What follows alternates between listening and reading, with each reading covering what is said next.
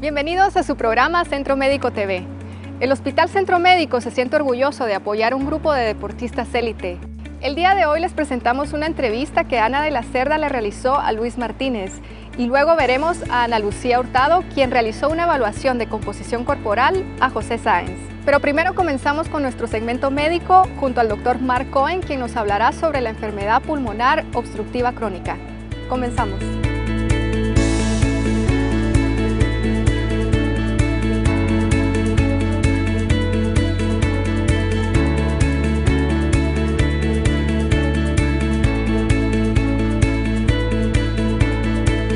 Me encuentro con el doctor Mark Cohen, neumólogo intensivista de adultos del Hospital Centro Médico, para hablarnos sobre la enfermedad pulmonar obstructiva crónica. Doctor Cohen, muchas gracias por estar con nosotros nuevamente. Gracias, Mónica. Muy buen día y esperemos que hoy tengamos mucha información que compartir. Así es. Doctor, si quiere, podemos comenzar con que nos explique qué es la enfermedad pulmonar obstructiva crónica. Sí, Mónica. La enfermedad pulmonar obstructiva crónica es una enfermedad, como bien lo dice, a nivel de pulmones. Y la enfermedad consiste en que los bronquios, que es la tubería de los pulmones, hay mucha inflamación y eso produce mucho moco y por ende le va a dar mucha tos al paciente, pero al mismo tiempo va a haber obstrucción, entonces viene de la palabra también de obstrucción. Y crónica porque va a ser de muchos años tener estos síntomas. Pero además, al final de esos tubitos que están los sacos alveolares en los pulmones, los factores de riesgo que son el humo de cigarro, humo de leña, van a causar destrucción de esos sacos y van a causar que se pierda tejido del pulmón y causa lo que llamamos enfisema. Entonces la enfermedad pulmonar obstructiva crónica comparte bronquitis crónica y enfisema, dañando los bronquios y el pulmón. Lo que sucede entonces es de que hay dificultad con que el aire entre y salga, me imagino, ¿verdad? De eso se trata. Hay más dificultad en la salida del aire. Entra el aire bastante bien porque los bronquios cuando uno jala se abren, pero cuando uno saca el aire se cierran demasiado los bronquios, entonces no deja salir el aire y se atrapa el aire y eso lo que hace es que vayan creciendo o se pongan más grandes los pulmones, pero eso le da una desventaja al que padece de esta enfermedad, porque al tener los pulmones grandes, los músculos, como es el diafragma, se aplanan y el diafragma funciona como un pistón, moviéndose de arriba para abajo. Pero si yo estoy atrapando aire, estoy apachando o aplanando esos diafragmas, ya mi diafragma ya solo se mueve un poquito, ¿ok? En vez de moverse así. Muchas veces también decimos, les voy a demostrar cómo se siente un paciente con EPOC y les digo, jalen aire, jalen aire, jalen aire, cada vez meto menos aire y así es como está el paciente con EPOC. Tiene que respirar con muy poquito volumen y se cansa, sentadito o cuando está caminando mucho más, por supuesto. Ok. Doctor, más adelante vamos a hablar sobre las consecuencias, ¿verdad? Pero usted mencionó los factores de riesgo, el fumar, por ejemplo. ¿Podría ampliar un poco este tema? Porque me imagino que hay otras causas, ¿verdad? Factores de riesgo en la mayor parte del mundo, por supuesto. EPOC es la tercera causa de muerte mundialmente. ¿Okay? El factor 90% del tiempo es el humo de cigarro en países desarrollados, pero en países como nosotros que estamos en desarrollo, probablemente el cigarro tiene mucha importancia, pero la biomasa, que es la inhalación de humo, ya sea de leña, de carbón o de cualquier material que usamos para cocinar, especialmente dentro de la casa, sin chimenea, se queda todo ese humo dentro de la casa y lo están inhalando las mamás o los niños que están dentro de las casas, van a estar inhalando. Eso es como estar fumando 2 paquetes de cigarro o un paquete al día. Y eso causa esa inflamación en los bronquios y también esa destrucción y causando enfisema a la larga, porque son muchos años de desarrollo de esto. EPOC usualmente lo clasificamos en pacientes de 40 años para arriba, porque tienen que tener una larga exposición a estos factores de riesgo.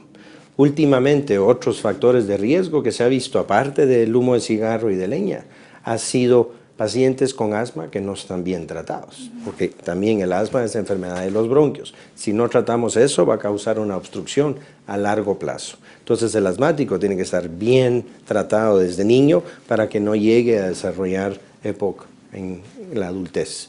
Y muchos asmáticos terminan fumando también, entonces tienen 2 enfermedades en una, y el fumar causa el EPOC y el asma lo traen genéticamente probablemente, ¿verdad? Eso serían lo clásico de factores de riesgo, pero eso nos lleva entonces a qué síntomas lleva al paciente y cómo hacemos el diagnóstico, aparte de tener 40 años, exposición al factor de riesgo, usualmente es tos crónica.